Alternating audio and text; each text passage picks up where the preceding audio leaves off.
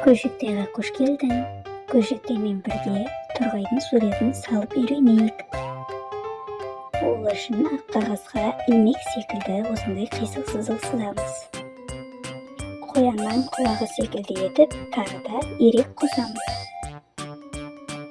Одан соң жарты шар тәріздес етіп, қарнын саламыз. Құйрығын жалғастырып, ирек сызық сызамыз. Тағы да ирек сызықтарымен құйрығын бітіреміз. Тұмсығын саламыз. Тұмсығының астыңғы бөлігін сызып шығамыз. Тұмсығындағы артық сызықтарды өшіріп тастаймыз. Содан соң қанатыменен көзін саламыз. Артқы қанатын саламыз.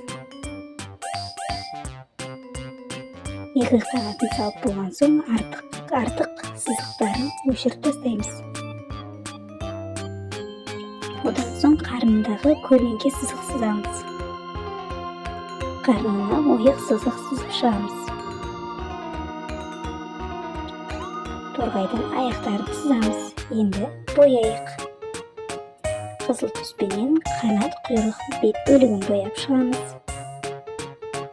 Қаны қызыл түспен екінші қанатын бояймыз.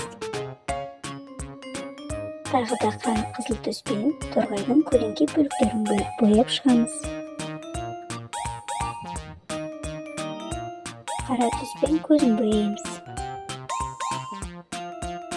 Қызыл сары түспен аяқтарын бояймыз.